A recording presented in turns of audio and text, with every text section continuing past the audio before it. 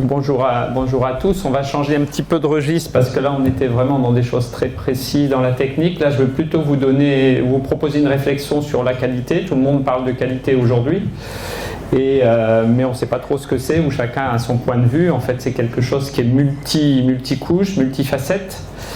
Et je voudrais vous proposer un petit exposé où on part de deux choses. On se pose la question de la qualité pour nous en tant qu'être humain. A priori, c'est pour nous qu'on veut faire des produits de qualité.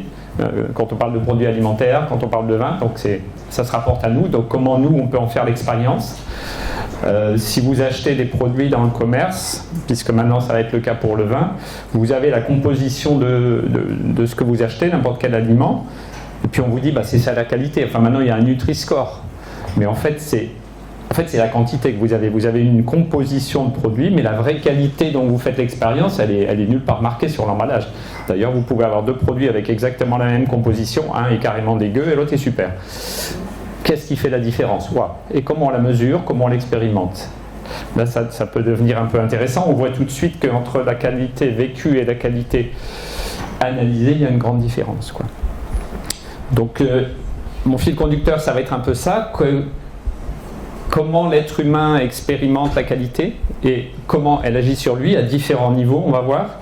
Et il y a toute une série de méthodes, je montrerai quelques exemples, d'approches de la qualité qui ont été développées entre autres depuis les origines de la biodynamie, justement parce que l'approche analytique, où on fait simplement une analyse chimique, ne suffit pas du tout à rendre compte de la qualité.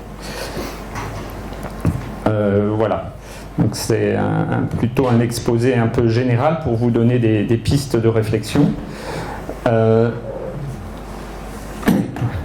Déjà, manger et boire, c'est vivre. Ça, c'est le philosophe Lévinas qui dit... C'est intéressant parce qu'on pense souvent, alors peut-être pas avec le vin, mais pour le reste de l'alimentation, souvent on se représente aujourd'hui qu'on mange en fait comme si on fait le plein de carburant, C'est-à-dire pour quelque chose et pas pour l'expérience de manger. Alors avec le vin, vous avez la chance que quand on déguste du vin, on est là pour faire l'expérience. Ça, c'est une grande chance que vous avez. Pour les aliments, c'est pas le cas. Il y a beaucoup de gens qui font le plein de nourriture à midi. Il n'y a qu'à regarder le nombre de gens qui mangent devant leur écran au boulot. Ils font le plein comme ils font le plein de carburant. C'est-à-dire, c'est pas une expérience complète et réelle de manger. Et là, c'est ce philosophe qui dit, oui, on respire pour respirer, on mange, on boit pour manger et pour boire. C'est pas pour vivre, c'est vivre. Ça paraît philosophique la différence, mais elle vaut la peine d'être réfléchie. Le nombre de fois où on mange parce qu'il faut manger, mais on ne mange pas pour manger, on ne prend pas le temps de le faire, en fait, c'est ça.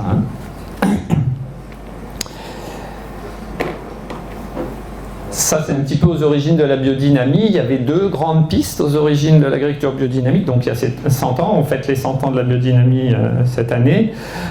Une des choses, c'était vraiment le constat qu'il y a une perte de qualité déjà des produits alimentaires il y a une centaine d'années, avec quelque chose qui peut vous paraître assez surprenant.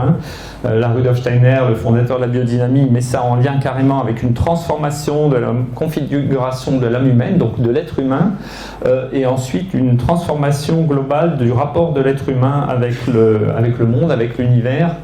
Fin du Kali Yuga, ça peut vous paraître très barbare, c'est un terme indien, mais ça veut dire la fin de la période de l'âge sombre, où l'être humain n'a plus du tout accès, on va dire, à ce qui est l'intériorité des choses, n'a plus accès qu'à l'aspect matériel. Donc on peut dire, on ne s'intéresse plus qu'à l'aspect matériel du monde. Ça, c'est toute la période du Kali Yuga. Et en fait, il semblerait, en tout cas d'après les observations de Steiner, que depuis environ un siècle, on a à nouveau accès à des niveaux plus subtils de la réalité, pour le dire tout simplement. Ça veut dire que si on rencontre une plante ou un animal, on ne le voit pas simplement comme un objet, mais on a possibilité d'accéder à ses forces de vie, d'accéder à son intériorité, d'accéder à quelque chose qui a plus que juste l'apparence extérieure. Mais en lien avec ça, il y a une dégradation progressive des produits, hypothèse en tout cas. Donc c'est pas seulement lié à la pollution, c'est lié à quelque chose de général. Ce qui a amené Steiner à proposer les préparations biodynamiques, c'est pour ça qu'il propose. Il dit en fait la nature elle-même n'est plus capable de donner la qualité suffisante pour nourrir l'être humain, donc il faut qu'on la soutienne avec nos préparations biodynamiques. Là je prépare le chemin pour mon collègue Gauthier. Mais c'est vraiment ça qui est derrière, c'est pas juste des petites à ajouter pour avoir un meilleur vin, excusez-moi. C'est beaucoup plus fondamental en fait la piste. Et l'autre chose, la qualité pour Steiner, donc ça, vous trouvez ça dans le cours aux agriculteurs, ben voilà, vous voyez, c'est clair, hein, vous pouvez faire une super pomme qui a belle allure, vous croquez dedans, rien, aucune expérience. Ça n'a pas de goût, ça n'a pas de structure, ça n'a pas de texture, ça... il ne se passe rien, quoi. Il n'y a pas d'émotion, rien du tout. Donc l'importance, la qualité, c'est vraiment quelque chose qui va favoriser organiquement l'existence intérieure, la vie intérieure, stimuler véritablement. Et ça, bien sûr, vous pouvez vous poser la question pour les vins, hein, dans quelle mesure ils stimulent à différents... ils soutiennent, ils donnent du plaisir, etc., à différents niveaux. Donc, comment la qualité se forme? Je voulais faire un bref retour dans le développement de la plante. Hein, c'est un petit retour tout simple. C'est qu'au début, c'est pas du tout de la vigne évidemment, c'est une herbe sauvage, hein, du senson. Au début, la plante pousse et en pleine croissance, elle a ce stade de croissance, et à partir d'un certain moment, elle a la floraison. Chez la vigne, la croissance continue après la floraison, puisque les fleurs n'achèvent pas, ne sont pas au sommet de la plante. Hein. La vigne continue de pousser. Donc chez la vigne, on a en même temps une croissance, on a la floraison et la croissance se poursuit. Mais on a bien deux processus différents, on les voit sur cette image. On pourrait dire au début, ça, ce sont toutes les feuilles de la plante adulte que je vous ai montré avant, qui ont été présentées à leur stade adulte, les unes à côté des autres. Et vous voyez qu'au début, la plante fait des feuilles toujours plus grandes, donc est en pleine croissance, expansion, produit de la substance, toujours plus de substance. Et à partir d'un certain moment, vous voyez qu'il y a des forces de différenciation, de découpe, de cisellement qui s'exercent toujours plus sur la feuille. Ce n'est pas les mêmes feuilles, hein, je réexplique peut-être pour ceux qui ne connaissent pas ça.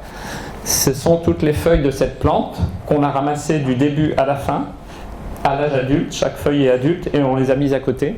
Et elles nous donnent une image des processus, des forces qui agissent dans la croissance de la plante. Donc on est déjà passé de l'observation d'une forme à parler de force. Et qu'est-ce qui peut faire la qualité d'un aliment? L'énergie, la vitalité d'un aliment, c'est l'expérience des forces. C'est pas juste la composition, justement. C'est que vous avez l'impression, ah, ça m'a donné de l'énergie, ça m'a donné de la force. Il y a des gens qui se disent, tiens, il est énergétisant, il est dynamisant. Un autre, il me lourd dans le... Je suis plombé. Et la composition peut être la même. Vous voyez, composition chimique peut être exactement la même, une fois vous êtes plombé et une fois vous êtes dynamisé. Comment on mesure ça? Donc chez le pain et le vin, chez le blé, bien sûr la qualité se construit à partir de la croissance, donc toute cette phase de croissance de la plante où elle forme beaucoup de matière, mais pour qu'il y ait vraiment une formation de qualité nutritive ensuite, eh ben, il faut cette autre phase de différenciation où en fait toutes les substances, les sucres formés par la plante, issus de la photosynthèse, vont se différencier dans une multitude de substances qui seront ensuite, cette différenciation va même se poursuivre en faisant du pain, en transformant le grain. Et vous avez la même chose avec la vigne. On a le stade hivernal, donc avec le stade de mise en réserve, où la plante n'est pas exprimée, toutes les substances sont mises en réserve. Vous avez ce stade de croissance où la plante tire, la plante s'élève vraiment haut vers le ciel et en pleine croissance végétative, donc forme de la substance et forme toujours plus de substance. La question, c'est qu'ensuite, comment on arrive justement à calmer progressivement cette croissance végétative, l'accompagner pour qu'il y ait une formation, bien sûr du raisin, pour qu'il y ait une maturation progressive. Et en fait, c'est une inversion complète de processus. Pousser pour une plante, c'est aller toujours plus vers l'extérieur, toujours plus à la périphérie, monter, s'étendre, s'étaler. La vigne, elle pourrait faire des kilomètres si on la laissait faire, vous savez ça. La formation de la qualité avec tous les arômes, toute la diversité des composés secondaires, elle se fait dans un geste tout différent de concentration, d'intériorisation, de transformation des substances, de maturation. C'est tout à fait différent. Maturer, c'est, on le sait même pour l'être humain, on le sait pour tout, à partir d'un certain stade, on ne grandit plus, quoi. Si on continuait de grandir à la vitesse du petit bébé qui est là-bas, ça serait terrible, on serait tous des géants. Donc il y avait une période de croissance, de développement, et après il y a vraiment une période de maturation. Ce sont deux gestes très différents. Et la qualité, finalement, qu'on cherche dans tous nos aliments, on pourrait dire, et dans le raisin aussi, c'est quelque chose qui est issu de cette croissance qui ensuite a été maturée, transformée et intériorisée. Et c'est là qu'on voit apparaître une multitude de composants secondaires, une grande diversité, une grande richesse qui va nous nourrir à différents niveaux, comme on va le voir. Donc c'est deux processus vraiment importants. Et évidemment, les deux préparations, bouse de corne et silice de corne, peuvent nous aider à accompagner ça. Hein. C'est un clin d'œil pour Gauthier. Voilà, donc bien sûr, le processus de croissance va former les composés primaires. Je fais ça très rapidement, très simplement. Hein. Ne regardez pas tout, c'est surtout l'idée de dire donc la croissance forme les composés primaires, surtout des hydrates de carbone. Il y a aussi quelques protéines, un peu des graisses dans le pépin ou dans le fruit, dans les graines. Mais ensuite, à partir de ça, à partir du moment où le processus de différenciation a lieu, de maturation, vous voyez une multitude, là j'en ai quelques-uns, une multitude de composants qui apparaissent en fait. Et évidemment, le viticulteur, lui, poursuit ça ensuite dans sa cave. Il augmente encore cette diversité de composés aromatiques divers et variés, quoi. Donc et ça, c'est le résultat de processus de différenciation. Alors maintenant, je voulais vous montrer différents types d'analyse de la qualité qui vont correspondre, on va dire, un petit peu aux différents constituants de l'être humain. Si on s'observe soi-même, qu'est-ce qu'on attend d'un bon aliment? On attend qu'il nous apporte de la substance. On veut avoir quelque chose on veut croquer dans quelque chose, ou on veut boire quelque chose. On attend des éléments, on attend qu'il y ait une certaine composition, qu'il y ait certaines substances. C'est une première chose. Et ça va éventuellement reconstituer notre organisme, renouveler certaines substances. On a besoin de sels minéraux, on a besoin de reconstituer notre organisme. Bon, ça c'est ce qu'on voit sur l'emballage de tous les produits qu'on achète, la composition chimique. Enfin, la composition. Combien de lipides, combien de glucides, combien de protéines, combien de sels minéraux. Ok. Un aspect de la qualité. C'est, on peut dire, l'aspect physique, l'aspect analytique. Après, d'un aliment, comme je l'ai dit avant, on attend autre chose. On attend a priori qu'il nous vitalise. Il y a un livre qui s'appelle Vitalité qui parle très bien de ça, qui nous donne de l'énergie de vie. C'est-à-dire que quand on est fatigué, épuisé, ça nous redonne de l'énergie, ça nous redynamise en fait. Ça suffit? Ça c'est la bouillie. La bouillie sans goût, sans arôme.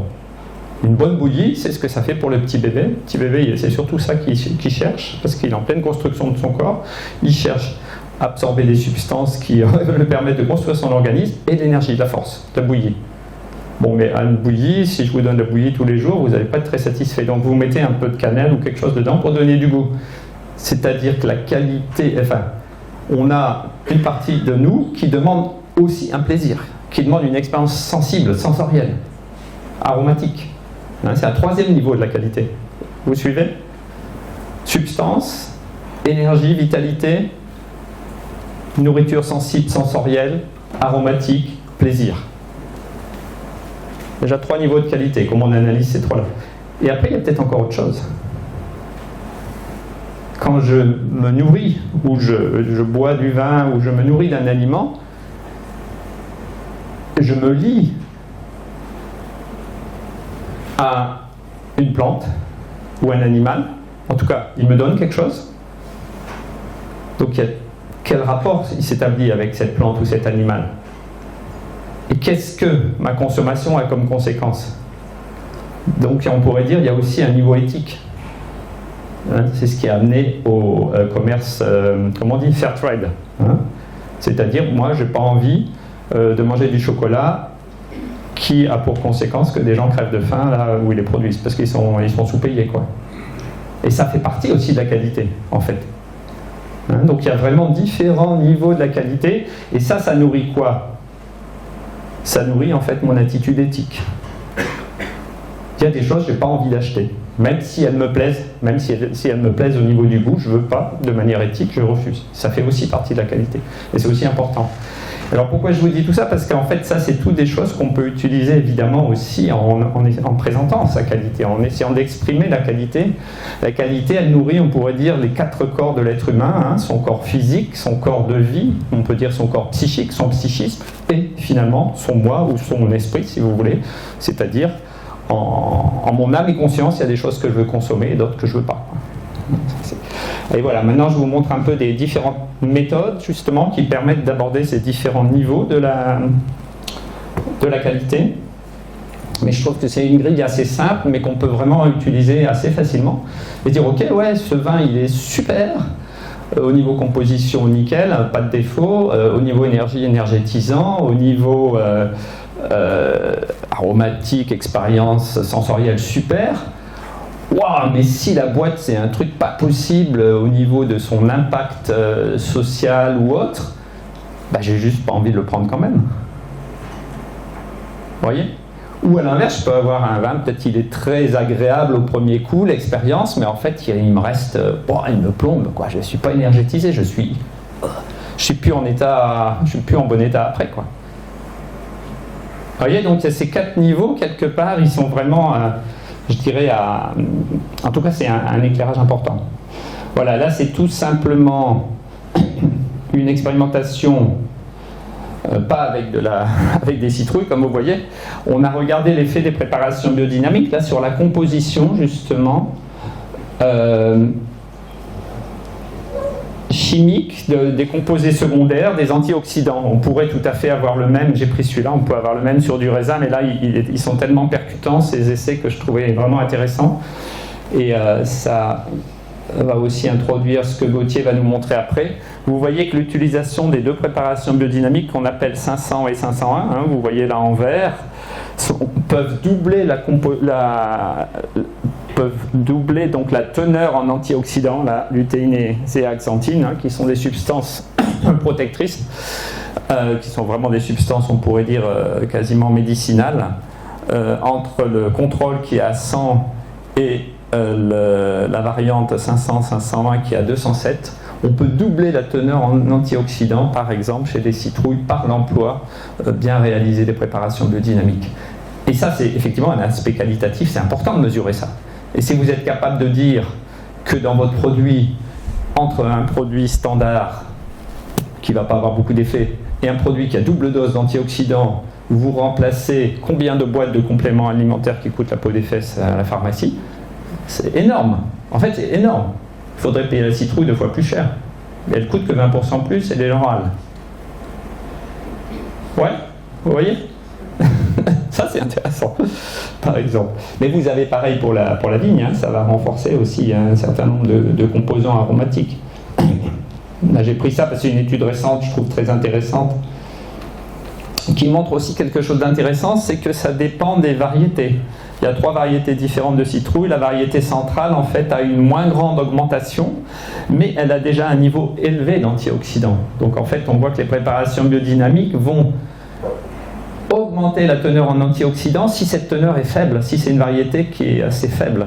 Mais si la teneur est déjà naturellement élevée, ben les préparations ne vont pas le pousser beaucoup plus. Vous voyez, ce n'est pas systématique dans les 3. Hein, mais voilà, là on est sur du carotène, bêta-carotène. Hein.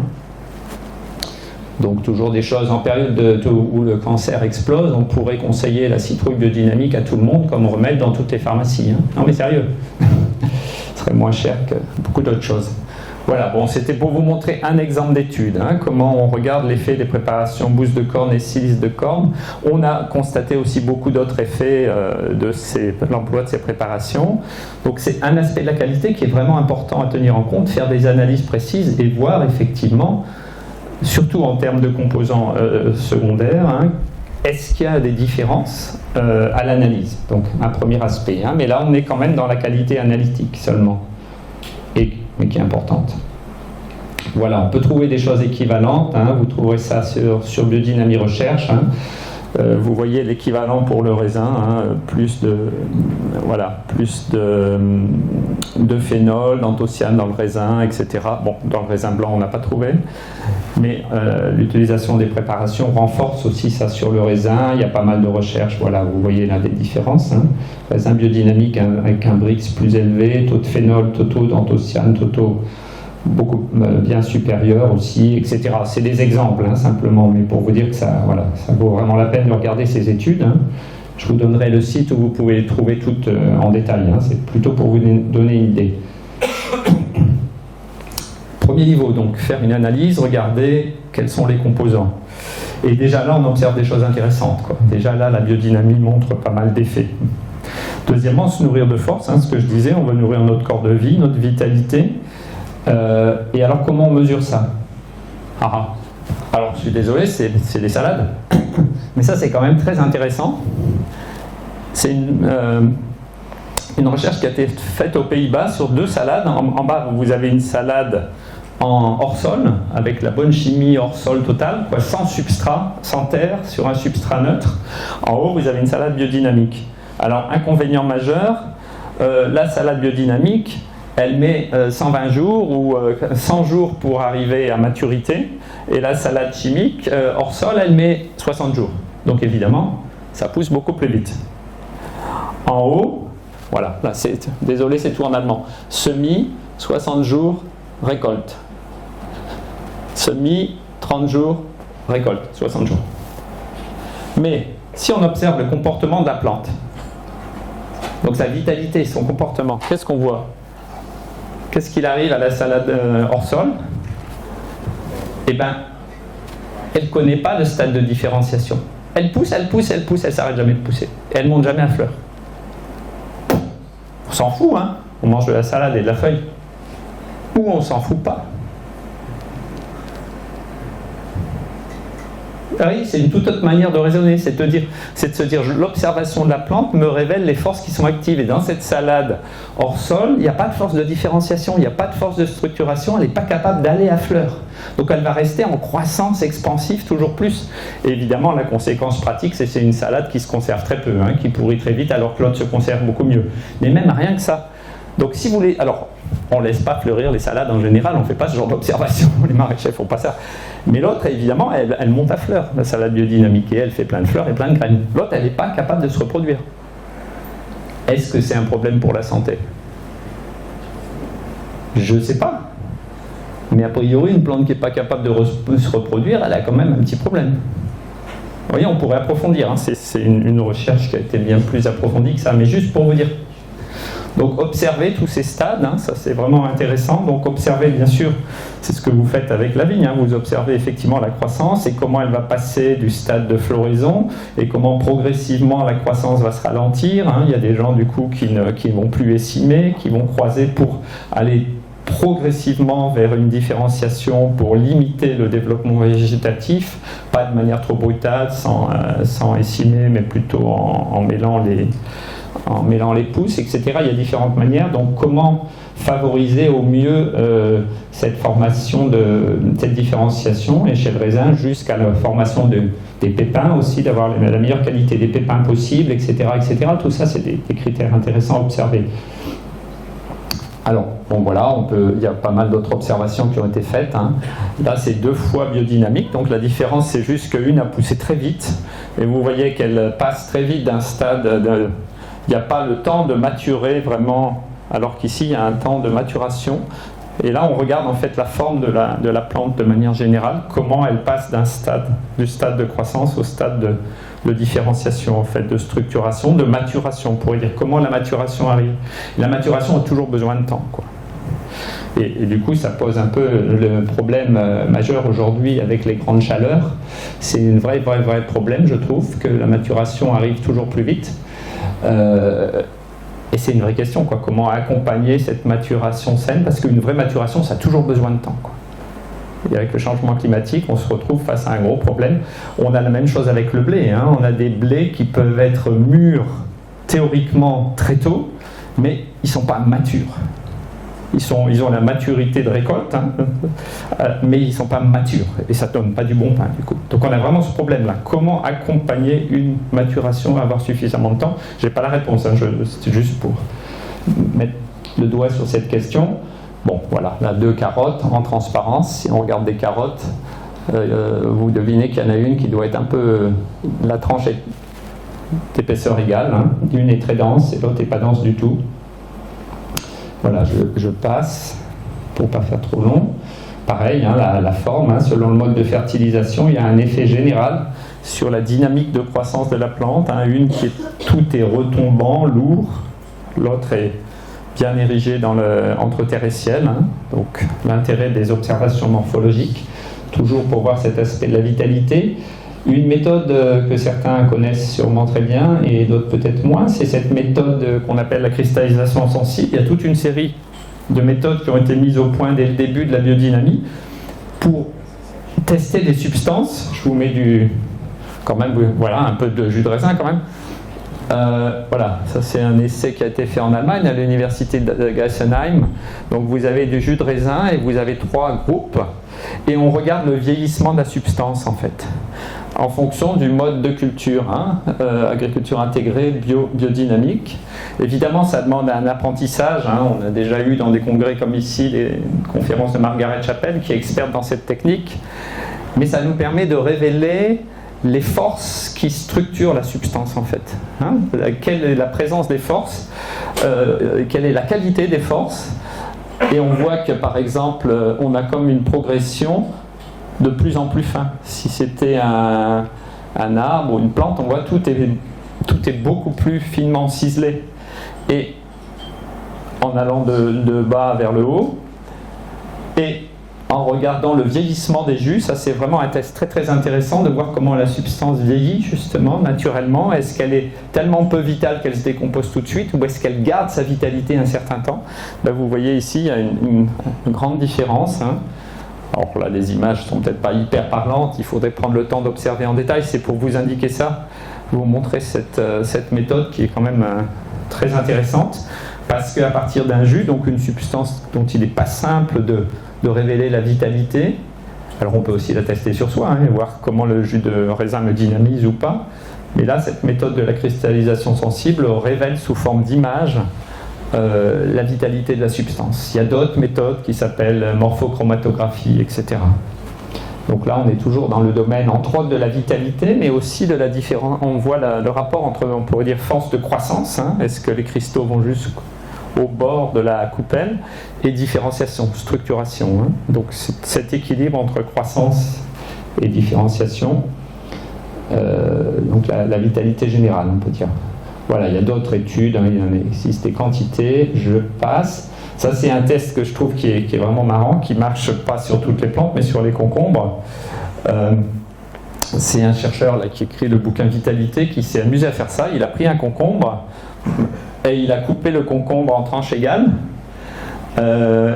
Différents concombres, hein, culture conventionnelle, culture bio, biodynamique, tout ça. Et il a remis tous les bouts ensemble et il l'a mis emballé dans du film alimentaire et il l'a mis dans une pièce à température normale, quoi. Et il regarde au bout de 10 jours ce qui se passe. Et en fait, il y a des concombres où toutes les parties se recollent. Concombre, c'est un aliment, un fruit qu'on mange pas mûr, donc il est encore en pleine vitalité de croissance. Et tout se recolle, il y a tellement de vitalité que ça se reforme.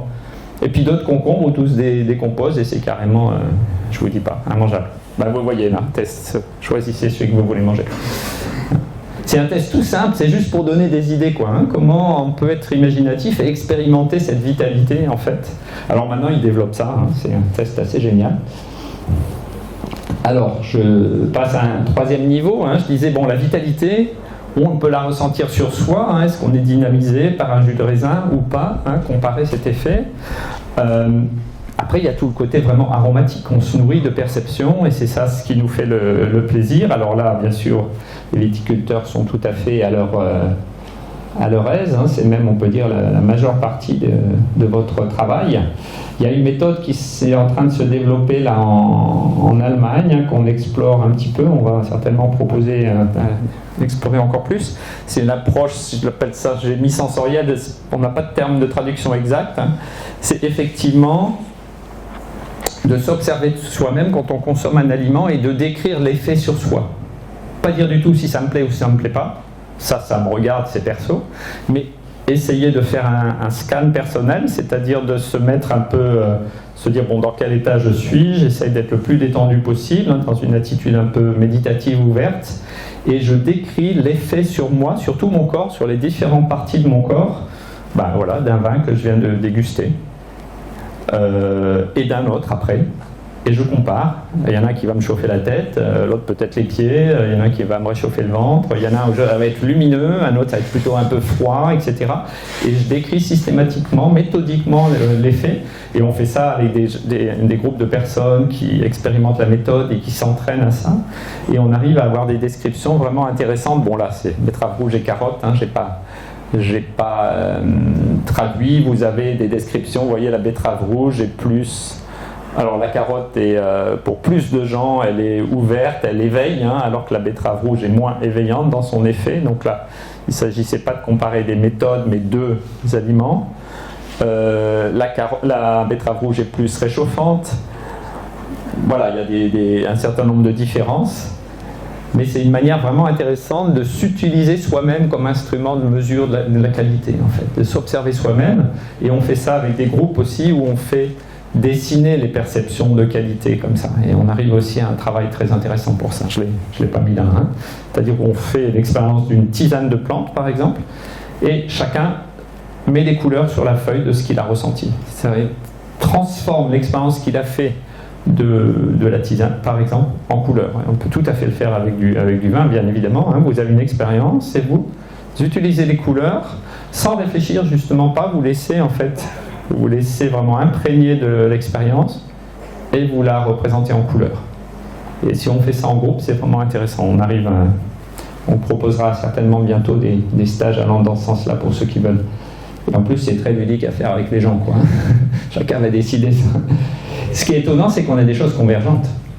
C'est pas du tout subjectif comme on raconte, pas du tout. Plus on s'exerce, c'est subjectif parce que c'est des personnes différentes qui font ça. Mais si on s'ouvre vraiment à l'expérience du produit à tester, c'est le produit qui parle à travers moi. Toujours plus et toujours mieux si je m'y exerce, quoi. Et ça, c'est intéressant. Voilà, donc cette approche sensorielle où il y a beaucoup de choses à explorer. Peut-être vous connaissez déjà cette étude. Hein, là, c'est tout simplement à partir des tests qui ont été faits pour les guides, hein, sur les 128 000 vins français, là. Vous savez, hein, les vins bio étaient mieux notés, les vins biodynamiques encore mieux notés. Là, c'est tiré du bouquin d'Evelyn Malnick. C'est une étude, elle est parue maintenant, c'est marqué apparaître, mais elle est parue. Bon, il y a une moyenne de 11,8%, c'est pas mal, c'est sur un grand nombre de vins. Et là, c'est sur des tests classiques, quoi. Mais c'est aussi par la dégustation, quoi.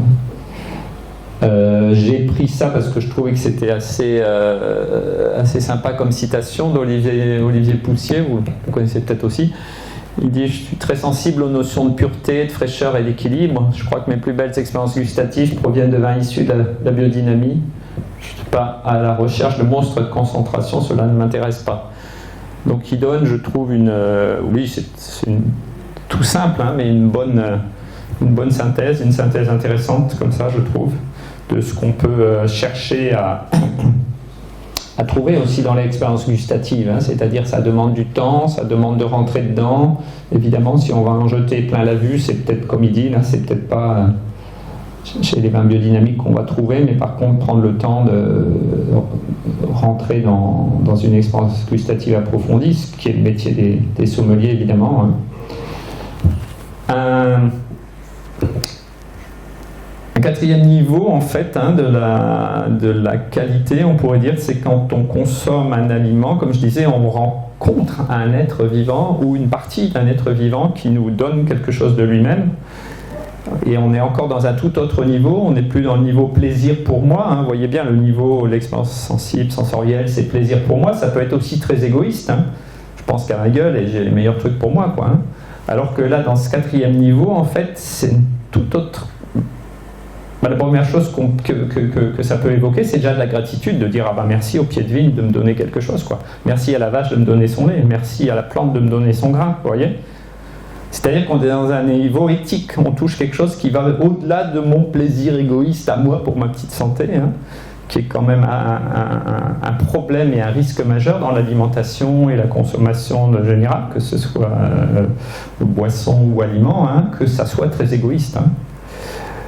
C'est pour ça que cette notion-là me paraît extrêmement importante, de se dire mais qui on rencontre quand on déguste un vin, quand on boit du lait d'une vache, qui m'a donné ça, d'où ça vient, comment cet être a vécu, comment cet être peut encore vivre, comment il peut se développer. Et vous voyez, là on a vraiment une dimension éthique où on n'est plus là juste pour nous tout seul, on se met en relation avec cet être qui nous... et tous les gens qui ont travaillé pour qu'on ait ça, bien sûr, tout le monde, quoi. Hein.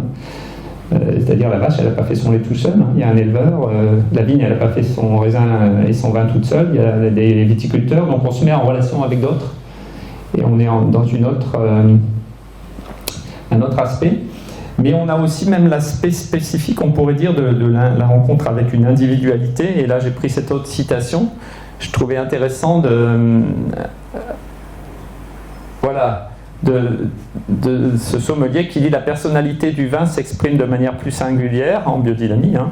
Force est de constater que les vins conduits en biodynamie semblent présenter plus d'acidité et de profondeur. » Ok, ça c'est l'aspect plus technique. La différence la plus importante est l'équilibre gustatif du vin. Donc un point vraiment intéressant, hein, toujours cette recherche d'équilibre. Minéralité plus prononcée. Ce qui m'intéressait beaucoup, c'est la personnalité du vin s'exprime de manière plus unique. Et en fait, on a ça sur beaucoup de produits biodynamiques. Je ne dis pas que ce n'est pas toujours réussi, ce n'est pas une garantie, hein, mais la biodynamie vise en fait à individualiser l'expression de chaque être.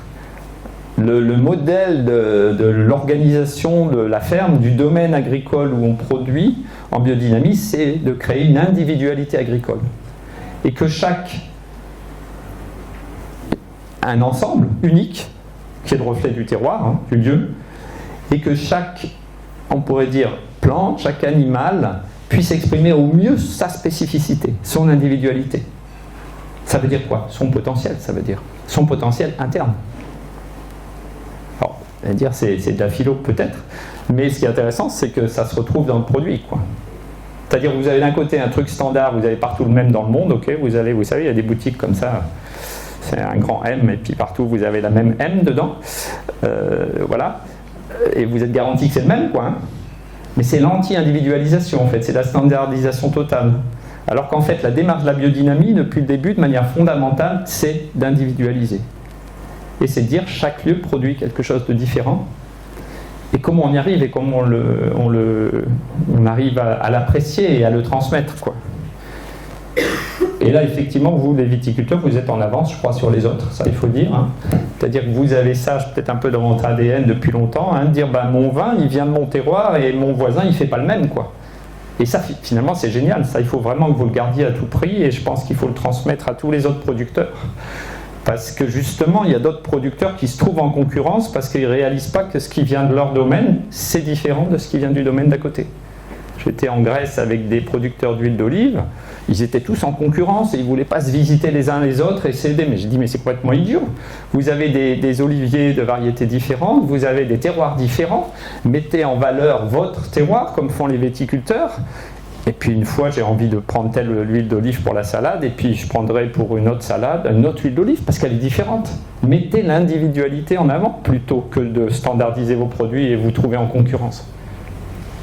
Vous voyez, ça a même un impact réel au niveau commercial, cette idée d'individualité. Pour moi, c'est pas que ça, loin de là. Hein. Comme j'ai dit au début, c'est la rencontre avec des êtres individuels et créer un lieu spécifique où chaque être peut s'exprimer et exprimer au mieux son potentiel individuel, que ce soit une plante ou un animal, ou bien sûr les êtres humains. Mais il y a aussi cette dimension qui peut même être intéressante dans la démarche commerciale. Et ça, en général, vous le faites bien. Il suffit de regarder toutes les bouteilles de vin, il n'y en a pas une qui se ressemble. C'est très joyeux et c'est bien. Si elle représente vraiment ce qu'il y a dedans, c'est super, quoi. Vous voyez ce que je veux dire. Mais il faut pas perdre ça de vue du tout, quoi, et le mettre en valeur, je pense. Hein. Et c'est perçu par les sommeliers, ça c'est génial. Et peut-être pour terminer, pour pas être trop long, comme ça je rattrape un peu le temps, cette approche éthique, vous avez une éleveuse d'une ferme biodynamique d'Allemagne du Sud, et elle est vraiment partie non pas de questions techniques, zootechniques, elle est partie vraiment d'une approche éthique. Elle a dit, moi je ne supporte plus de séparer les veaux de leur mère, c'est des vaches laitières, hein.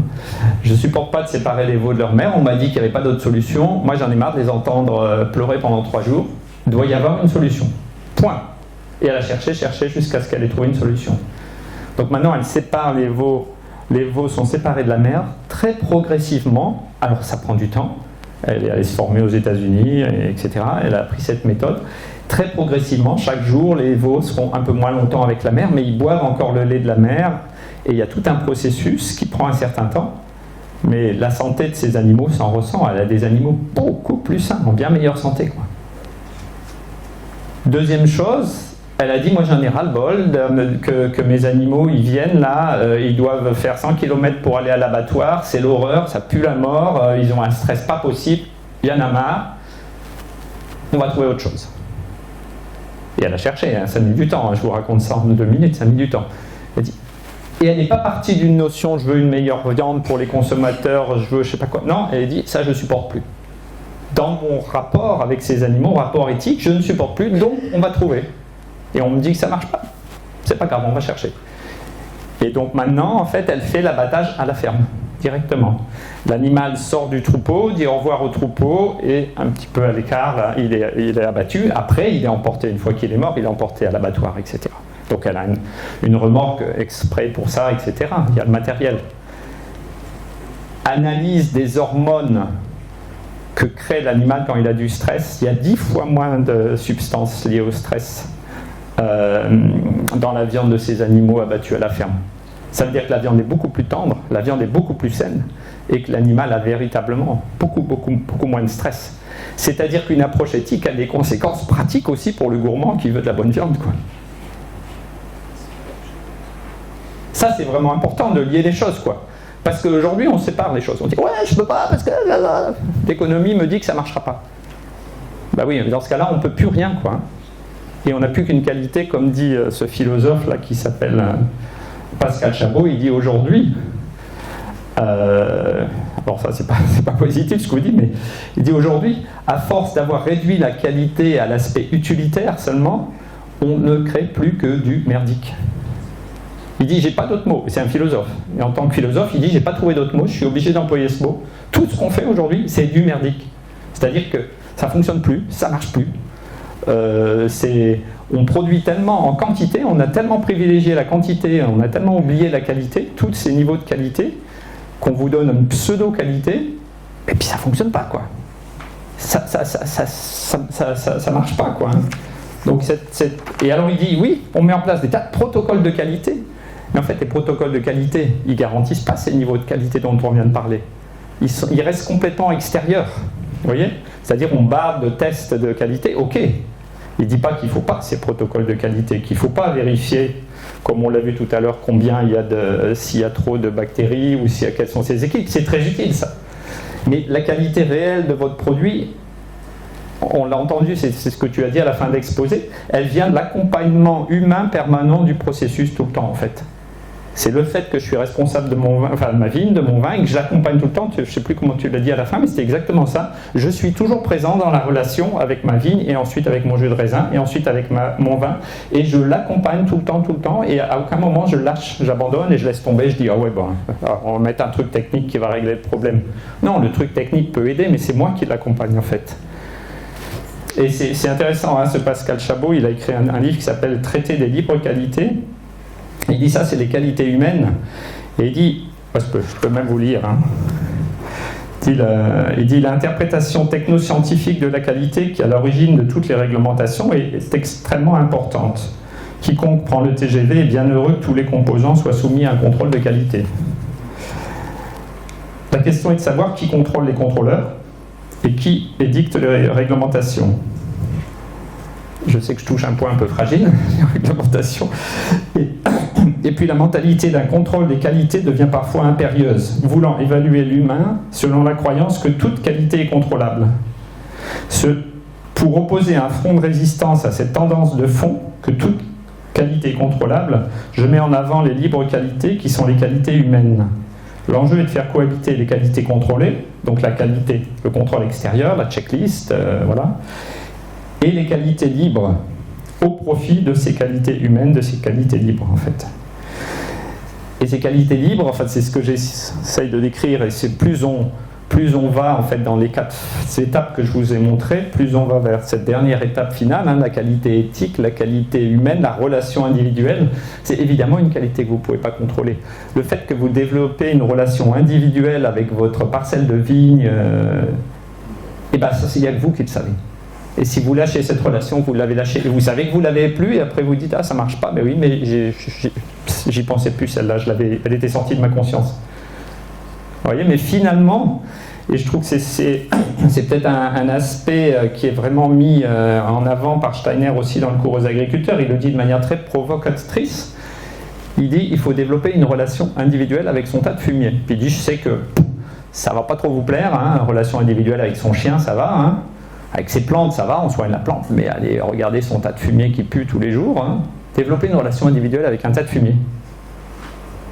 Et ça serait une qualité libre, c'est-à-dire, ouais, je souhaite l'accompagner, je souhaite le suivre, je souhaite regarder comment il évolue.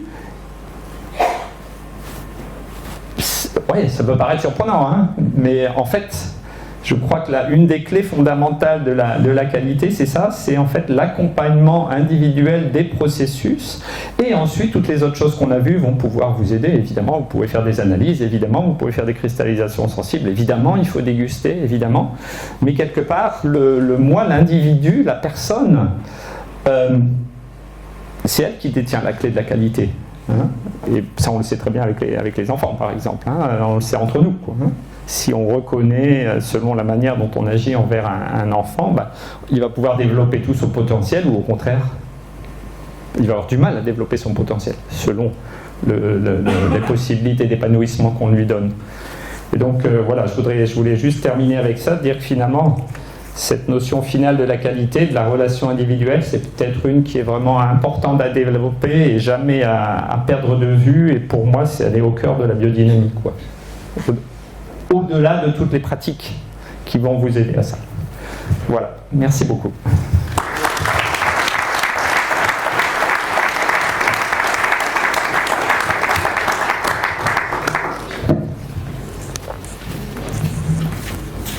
Je ne vais pas rattraper tout. Mais... Merci Jean-Michel. Je ne sais pas, est-ce qu'il y a une question ?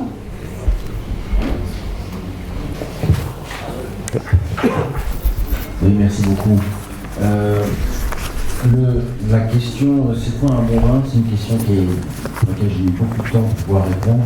Et merci sur ces quatre points. Depuis 3 ans, on participe à un projet qui consiste à analyser les photons, les biophotons dans le vin. Oui, je l'ai pas mis, ouais. Je suis un peu piqué au jeu parce que c'est une manière, c'est pas la seule, mais c'est une manière qui pour moi est sensible parce que la cristallisation sensible est un autre aspect qui est plus compliqué à aborder. Les biophotons, c'est reproductible, etc. Et les résultats sont passionnants. Ça a été, il y a 3 ans, ça a été fait sur 1020. Et du coup, je me suis encore une fois piqué un peu au jeu. Tous mes vins passent à l'analyse. Parce que c'est pas tout d'avoir une seule analyse, c'est de le quantifier, faire plusieurs millésimes sur l'année. Et je rejoins complètement le point de ce que j'appelle le pouvoir d'intention, de ce qu'on met dans une limite, etc. La question est-ce que demain, ou est-ce que cette analyse des biophotons concourt aussi à nourrir le cœur et l'âme, et est-ce que c'est une valeur qui demain pourra être valorisée pour des qualités? On dira c'est un vin en biodynamie, et potentiellement cette énergie qu'on consomme, elle a une qualité intrinsèque. Merci.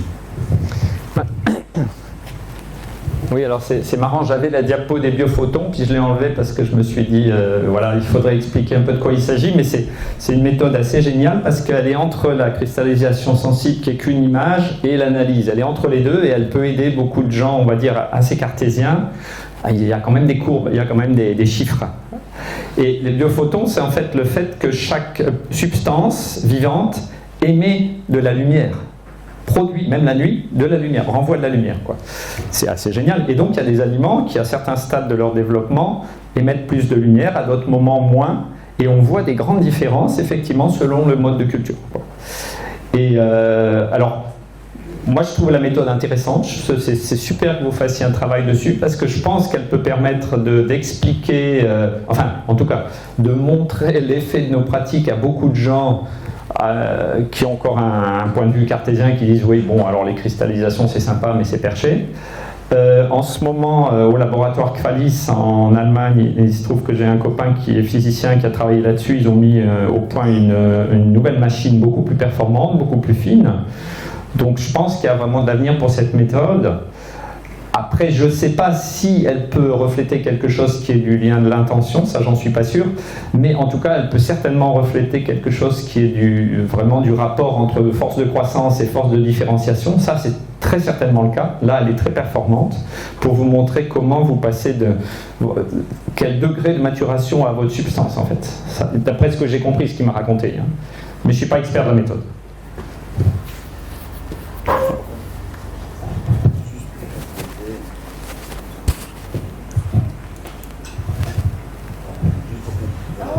Juste pour comprendre, Oui. on a démarré donc il y a 3 ans. C'est super. On a démarré il y a 3 ans sur l'analyse des vins, donc sous forme liquide. Et en fait, on a démarré l'année dernière. On essaie de mieux comprendre la cinétique entre le sol, le végétal, les mous et le vin, pour voir s'il y a une même cinétique, sachant qu'aujourd'hui les machines, alors je serais ravi de partager qui est chercheur en Allemagne. Mais ce qui est intéressant, c'est qu'aujourd'hui on sait analyser, quantifier ces biophotons sur également de la matière solide. Et demain, ce sont des concombres, ce sont des carottes, etc. Ouais, ils font ça déjà, ouais. Ouais, ils font ça. Ouais. C'est une chaîne de supermarchés allemande, Tegut, qui a mis au point un labo et ils utilisent ça pour beaucoup de leurs produits. Même déjà, et sur des carottes, des radis, des concombres, etc. Ouais. Mais je peux vous donner le contact, enfin.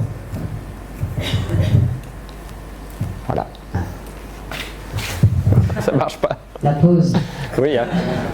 La pause s'impose. Hein.